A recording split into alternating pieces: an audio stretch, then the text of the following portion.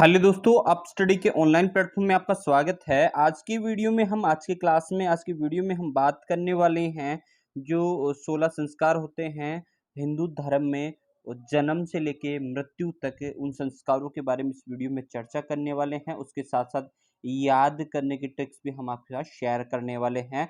जो पिछली एग्ज़ाम में पूछे गए जो प्रश्न हैं, उनके बारे में भी इस क्लास में ही चर्चा करने वाले हैं। साथ-साथ में काफ़ी इम्पोर्टेंट टॉपिक है, इससे 1 से 2 क्वेश्चन आराम से हर एग्ज़ाम में पूछे जाते हैं। और अगर पिछली क्लासेस आपको देखनी है जनजातियों के बारे में, प्रथाएँ जो भी हैं, तो हमारा डिस्क्रिप्शन लिंक दिया गया, वहाँ पे जाके देख सकते हो, या प्लेलिस्ट है तैयार, वहाँ पे आप इन क्वेश्चन को आप अच्छी तरह प्रिपेयर कर सकते हो। साथ-साथ एमसीक्यू क्वेश्चन सीरीज़ भी हमारी सेकंड दिन इनकी आती है, तो वो भी आप वहाँ पे देख सकते हो। स्टार्ट करते हैं। संस्कार क्या होता है? संस्कार का मतलब होता है पवित्रता और शुद्धता। ध्यान रखिएगा, संस्कार का मतलब होता है पवित्रता और शुद्धता और परिष्कार। ठीक है, ध्यान रखिएगा, संस्कार का मतलब पवित्रता, शुद्धता और परिष्कार होता है।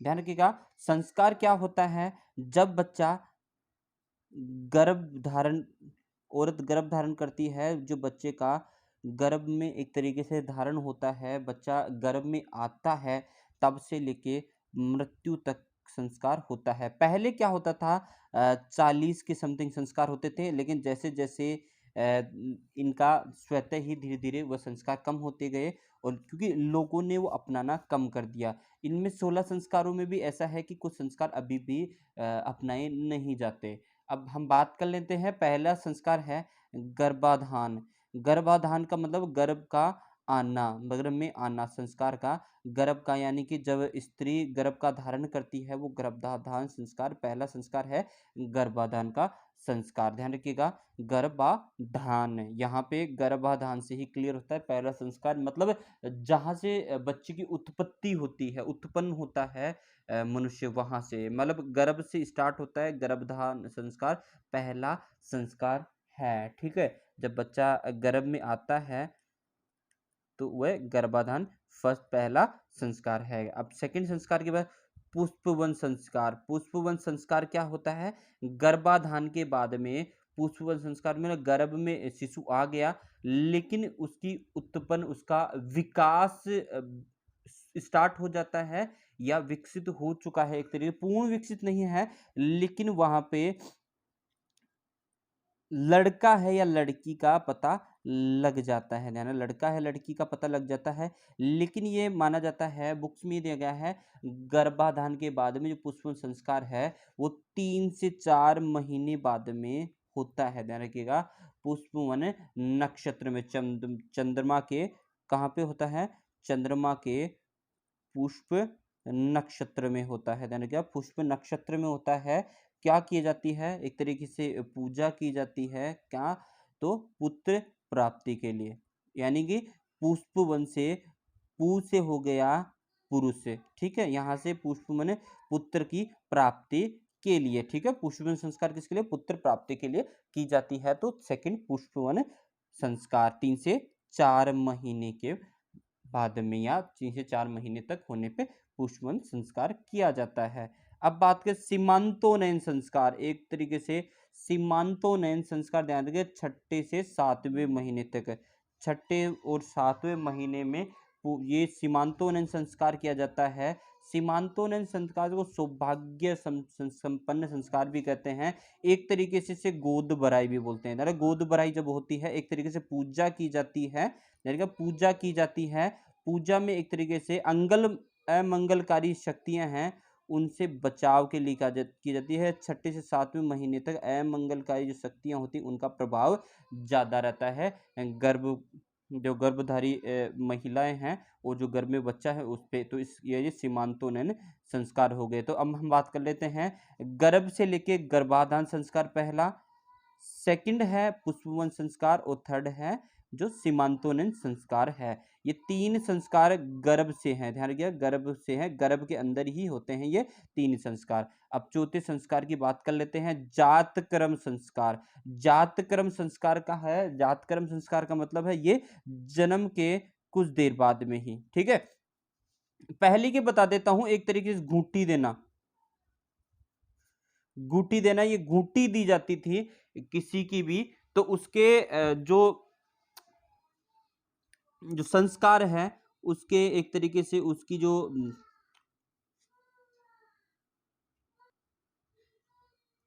जन्म के कुछ देर बाद में, जैसे नाल भी नहीं काटी जाती एक तरीके से, उससे पहले शहद और घी की और एक घूंटी पिलाई जाती है, जो दादाजी हैं उनके किसी भी प्रकार के, उसके जो उनका प्रभाव उस बच्चे पे रहता है एक तरीके से। जो संस्कार हैं उनके दादाजी के हैं, वो जैसे लक्षण हैं वो उसमें भी प्रभावी होते हैं दोस्तों, ठीक है। ये घूंटी पिलाना होती है जात कर्म संस्कार। पहले क्या होता था, जन्म बच्चों का जन्म घर में ही होता था, ठीक है। जन्म के बाद में ही कुछ देर बाद में ये घूंटी पिलाई जाती थी शहद और घी की या चाय की। और आजकल बच्चों का जन्म अभी अस्पतालों में होता है, तो ये जो संस्कार है जात कर्म संस्कार के लिए जो डॉक्टर्स है वो मना कर देते हैं। ये पहले बाद में दी जाती है। तो आप अगर आपके घर में देखोगे, जब भी किसी बच्चे का जन्म होता है, जो हमारे बड़े हैं जैसे दादा दादी जो भी हैं, जो औरत उनके साथ जाती है, जो तो वो जो भी सामान लेके जाती है, वो जो घी होता है, शहद है, वो अस्पताल में लेके जाती है, तो उसके द्वारा जिस मनुष्य के द्वारा घूंटी दी जाती है, बच्चों को पिलाई जाती है, तो किसी बड़े के द्वारा एक घूंटी पिलाई जाती है, मतलब थोड़ा-सा के घी हो गया, शहद हो गया या चाय का कुछ हो गया, बच्चे को घूंटी देती है, वो जात कर्म संस्कार है, ठीक है? अब आगे बात कर लेते हैं नामांकन संस्कार। नामांकन संस्कार बच्चे का नामकरण से है। नामकरण मतलब बच्चे का नाम रखा जाता है 10वें और 11वें दिन पे। 10वें और 11वें दिन ही क्यों रखा जाता है? रीज़न क्या है? बच्चे के जन्म के बाद 10 दिन सूतक रहता है। यानी सूतक रहता है, तो अगर आप बड़े को पूछोगे तो वो आपको बताएगा सूतक जब बच्चे का किसी का जन्म होता है तो 10 दिन तक सूतक रहता है। सूतक के 11वें दिन ही नामकरण संस्कार किया जाता है, बच्चे का नाम निकाला जाता है। ठीक है? आगे हम बात कर लेते हैं, नेक्स्ट जो संस्कार है, छठा निष्क्रम संस्कार। निष्क्रम संस्कार का क्या है, जब बच्चे के एज 3 से 4 महीने तक बच्चे को घर से बाहर नहीं निकाला जाता, लेकिन 3 से 4 मंथ बाद में बच्चे को बाहर निकाला जाता है सूर्य, चंद्रमा और आकाश के नीचे। इससे पहले बच्चे को बाहर नहीं निकाला जाता। एक तरीके से सूर्य के दर्शन नहीं करवाए जाते। ध्यान रखिएगा, निष्क्रम संस्कार क्या है? सूर्य व चंद्रमा के दर्शन करवा दिए 3 से 4 मंथ बाद में, वो निष्क्रम संस्कार है। अब बात करते हैं जो अन्नप्राश संस्कार है। अन्नप्राश संस्कार क्या है? 6 महीने बाद में, 6 माह बाद में बच्चे को अन्न खिलाया जाता है, मतलब बाहरी चीज़ खिलाई जाती है। जैसे 6 महीने पहले क्या है, माँ का दूध ही पिलाया जाता है। ध्यान रखिएगा, माँ का दूध ही पिलाया जाता है, लेकिन 6 महीने बाद में बच्चे को अन्न खिलाया जाता है, दही, दूध जो भी है बाहरी चीज़ खिलाना स्टार्ट कर दी जाती है, जो अन्नप्राश संस्कार है। आगे बात कर लेते हैं 8वां संस्कार, मुंडन संस्कार या चूड़ाक्रम संस्कार। तो मुंडन संस्कार, चूड़ाक्रम संस्कार आपको सबको पता है, जब बच्चा होता है तो बच्चे के 1 से 2 साल बाद में बच्चे के जो सर के बाल है वो काटे जाते हैं। तो हम देवी देवताओं की ज़्यादा मान्यता है हमारे हिंदू समाज में, तो वो देवी देवताओं को वहाँ जाकर बच्चे का थोड़ा बाल काट के उनको दान करते हैं, एक तरीके से जो मुंडन क्रिया करते हैं, तो मुंडन संस्कार ये है, ठीक है। मुंडन 1 से 2 साल बाद में बच्चे के सर के बाल काटे जाते हैं, तो मुंडन संस्कार है। जैसे हमारे लोकल लैंग्वेज यहाँ की बात करें तो हनुमान जी, सभी की अलग-अलग मान्यता, हनुमान जी, श्याम जी, इनके यहाँ पे जाके मुंडन जो संस्कार है वो संपूर्ण करते हैं। आगे बात कर लेते हैं अपन, जो 9वां संस्कार है कर्ण भेदन संस्कार, मतलब कानों को छेदना। कानों को भेदना या कानों को छेदना, कानों के छेद निकाल देते हैं, यानी कि जो छेद निकाल के मुर्कियाँ जो भी अलग-अलग होता है, अलग-अलग जातियों में मुर्कियाँ पहनाई जाती है, छेदन की क्रिया होती है। यहाँ पर लड़कों और लड़कियों में दोनों में होती है, लेकिन किसी में लड़कियों में ही होती है। एक तरीके से ये मान लीजिए, ये मान्यता है कि बच्चों को नजर ना लगे, ध्यान रखिएगा नजर ना लगे, इसके लिए ये जो चूड़ाक्रम संस्कार, जो कर्ण भेदन संस्कार किया जाता है 5 से 6 वर्ष की आयु में। ठीक है, अब नेक्स्ट बात कर लेते हैं कौन सा, विद्यारंभ संस्कार। विद्यारंभ संस्कार घर पे ही बच्चे को 5 साल के वर्ष के बाद 5 साल की आयु में अक्षर ज्ञान करवाया जाता है। तो क्या हो गया ये विद्यारंभ, यानी कि शिक्षा का आरंभ हो जाता है, जो सिखाने का आरंभ हो जाता है 5 से 6 साल की एज में। ठीक है, उपनयन बात करते हैं। उपनयन या यज्ञोपवीत संस्कार, यज्ञोपवीत या संस्कार क्या होता है, बच्चे को एक पूजा के साथ क्या जनेऊ पहनाई जाती है, जनेऊ पहनाई जाती है, यानी कि पवित्रता के लिए एक जनेऊ पहनाई जाती है। उस जनेऊ का मतलब क्या है, शिक्षा के लिए बच्चे को गुरु के पास ले जाया जाता है। मतलब जब गुरु के पास ले जाता जाता है तो जनेऊ पहना जाती, एक धागा पहनाया जाता है, वो यज्ञोपवीत संस्कार होता है। यज्ञ करके पवित्र करके उसे एक तरीके से जनेऊ पहनाई जाती है, वो यज्ञोपवीत संस्कार है। ठीक है, आगे हम बात कर लेते हैं नेक्स्ट, जो 12वां संस्कार है वेदारंभ संस्कार, यानी कि वेदों का ज्ञान करवाया जाता है बच्चों को। जनेऊ पहना कर बालक को, जो बच्चा होता है, उसे वेदों का ज्ञान करवाया जाए। वेदारंभ यानी कि यहाँ से जो अक्षर है उससे ही पता चल जाता, शब्द है उसे ही पता चल जाता है वेदों आरंभ, वेदों का आरंभ यानी गुरु द्वारा वेदों का ज्ञान करवाया जाता है। बाद में 12वां संस्कार होता है उसमें। अब आगे बात कर लेते हैं जो केशानंत संस्कार। बच्चा एक तरीके से दाढ़ी मूछ आ जाती है, मतलब किशोर अवस्था में आ जाता है बच्चा। ठीक है, तो उसके जो दाढ़ी मूछों को फर्स्ट टाइम काटा जाता है तो वो केशांतर संस्कार होता है। ठीक है, केशांतर संस्कार 17 से 18 वर्ष की आयु में जब बच्चे के दाढ़ी मूछ आ जाती है तो उन्हें काटा जाता है। केश का हो गया बाल, आदंत्र का हो गया हटाना, केशों को हटाना। ठीक है, तो 17-18 की वर्ष की आयु में केशों को काटा जाता है, फर्स्ट टाइम जो दाढ़ी मूछ उनको काटा जाता है, तो ये केशांतन संस्कार हो गया। अब बात करते हैं समावर्तन संस्कार, जो बच्चों का विद्यारंभ हुआ था। ठीक है, गुरु द्वारा विद्यारंभ हुआ था, बच्चों को सिखाया गया था, सिखाना स्टार्ट किया गया था। उसके बाद में समावर्तन संस्कार होता है। एक तरीके से गुरु को दक्षिणा दी जाती है, बच्चों के द्वारा गुरु को दक्षिणा दी जाती है, तो ये क्या हो गया, समावर्तन संस्कार हो गया। गुरु को दक्षिणा देकर बच्चा अपने घर चला आता है। इसके बाद में क्या होता है, विवाह संस्कार, जो 15वां संस्कार है। बच्चे को घर पे आने के बाद, शिक्षा संपूर्ण होने के बाद में बच्चे का विवाह कर दिया जाता है। यहाँ से बच्चे का जो बालक है, लड़का या लड़की का गृहस्थ जीवन स्टार्ट होता है। ध्यान रखिएगा, गृहस्थ जीवन स्टार्ट होता है। इसे पाणी ग्रहण संस्कार भी कहा जाता है, पाणी ग्रहण संस्कार भी कहा जाता है। अब नेक्स्ट बात का अंत्येष्टि संस्कार, जो लास्ट संस्कार है। यहाँ पे अंत्येष्टि यानी कि स्वाहा हो जाता है, जो संस्कार है 16वां संस्कार लास्ट में। एक तरीके से अंत्येष्टि लास्ट संस्कार है।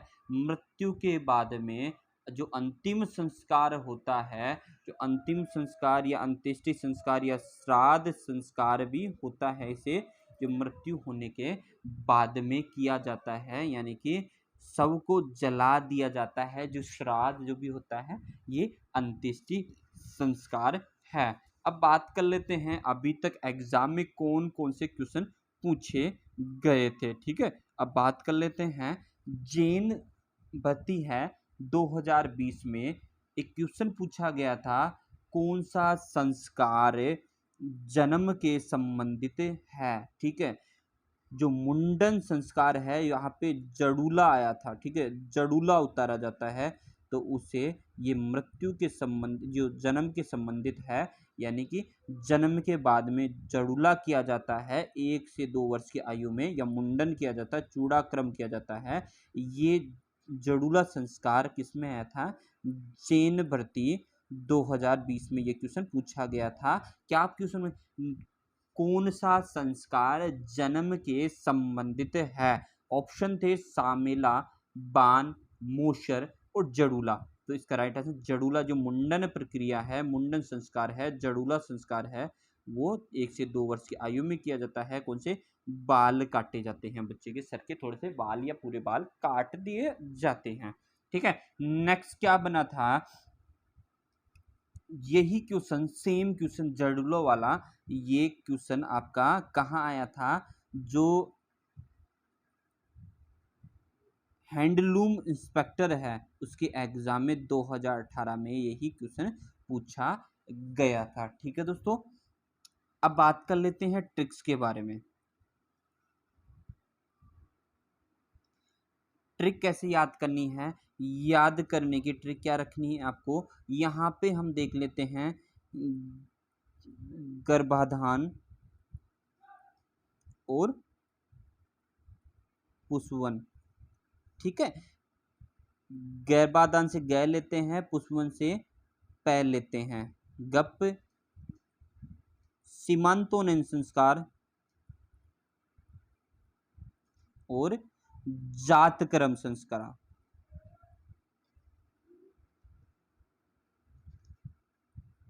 सीमांतोनयन से और जातकर्म से जा। आगे बात कर लेते हैं नामकरण, नामकरण संस्कार और निष्क्रम संस्कार। नामकरण से ना और निष्क्रम से नी। अब बात कर लेते हैं अन्नप्राश संस्कार,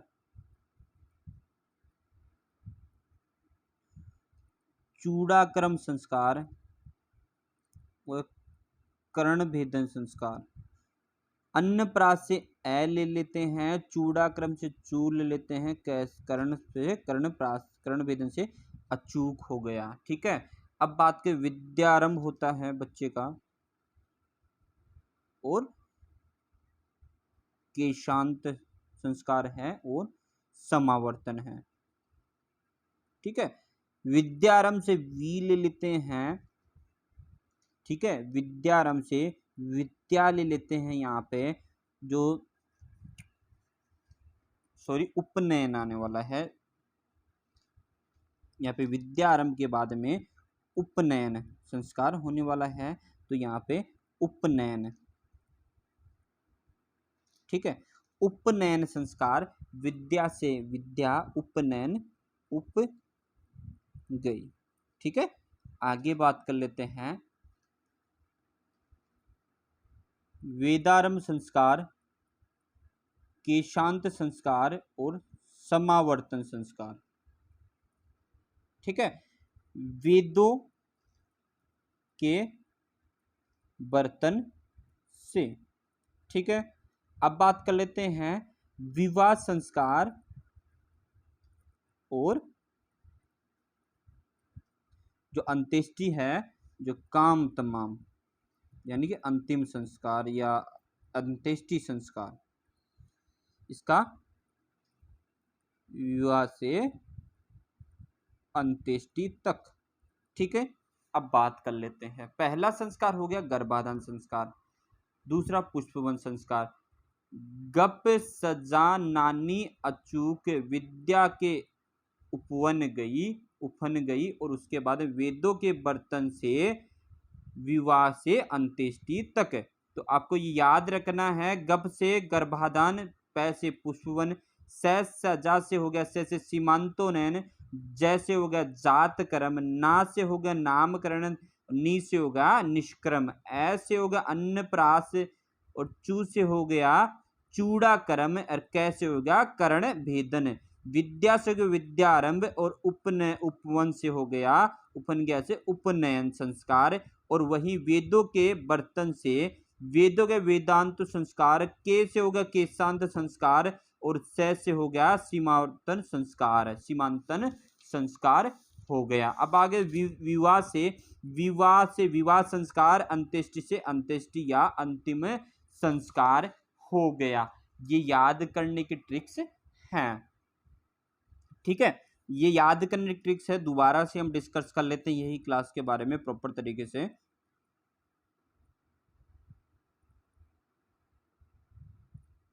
पहला संस्कार हो गया गर्भाधान संस्कार, जो गर्भ आता है, गर्भ का आने में यानी कि गर्भ धारण करने से है गर्भधान संस्कार। अब बात कर लेते हैं नेक्स्ट पुष्पवन संस्कार, जो 3 से 4 महीने बाद में किया जाता है, पुत्र प्राप्ति के लिए किया जाता है, एक तरीके से पूजा की जाए पुष्पवन संस्कार। अब नेक्स्ट बात कर लेते हैं सीमांतोन्नयन संस्कार, 6 से 7 जो महीने की आयु में गर्भ होता है, जब क्या होता है एक तरीके से अमंगलकारी शक्तियों से बचने के लिए, बचाव के लिए पूजा की जाती है, एक तरीके से गोद भराई भी इसे बोलते हैं। अब बात करें जात कर्म संस्कार, जन्म के कुछ दिन बाद में घूंटी पिलाई जाती, शहद और घी की जो घूंटी पिलाई जाती है उसे जात कर्म संस्कार बोलते हैं। नेक्स्ट बात है नामकरण संस्कार, बच्चे के जन्म के 10 से 11 दिन बाद में बच्चे का नामकरण किया जाता है, उसे नामकरण संस्कार बोलते हैं।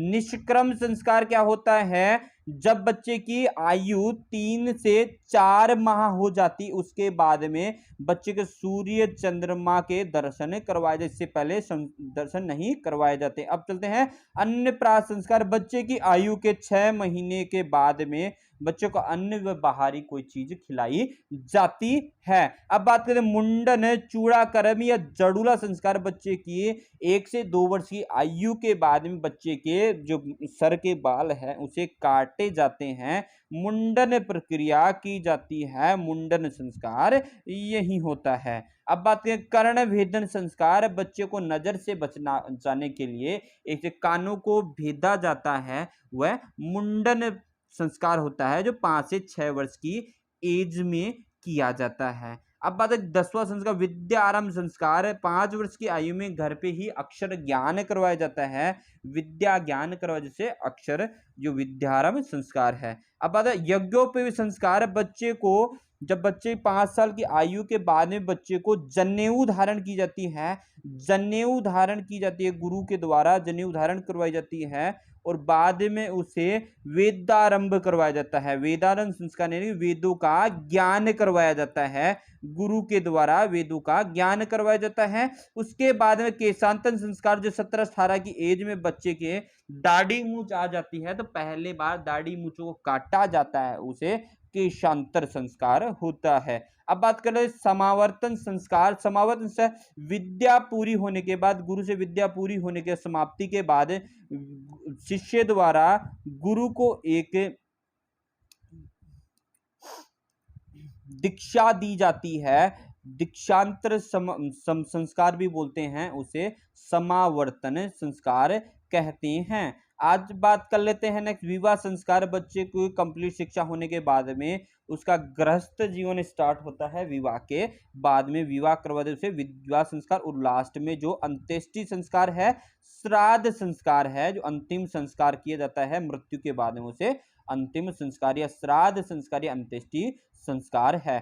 ट्रिक आपको पता है, गैप से हो गया गर्भाधान संस्कार और पुष्पवन संस्कार, से सजाव का गया सीमांतोन्नयन संस्कार, जातक्रम संस्कार, नानी से हो गया नामकरण निष्क्रम संस्कार और बाद में हो गया अचूक से हो गया अन्न संस्कार, अन्नप्राशन संस्कार, अचूक से हो गया चूड़ाक्रम संस्कार या आपके यहाँ जड़ूला या मुंडन संस्कार और बाद में बात कर्ण भेदन से हो गया, कु से होगा कर्ण भेदन संस्कार, विद्या से हो गया विद्या उपवन गई से हो गया विद्याक्रम संस्कार और उपवन से हो गया उपवन गई से उपवन संस्कार है। और वही बात कर लेते हैं वेदों के बर्तन से, वेदों से हो गया वेद क्रम संस्कार और वेद से वेद क्रम और केश से हो गया केशांतन संस्कार, ठीक है। और वो हो गया आपका वेद और से हो गया सीमावर्तन संस्कार, विवाह से हो गया विवाह संस्कार और अंत्येष्टि से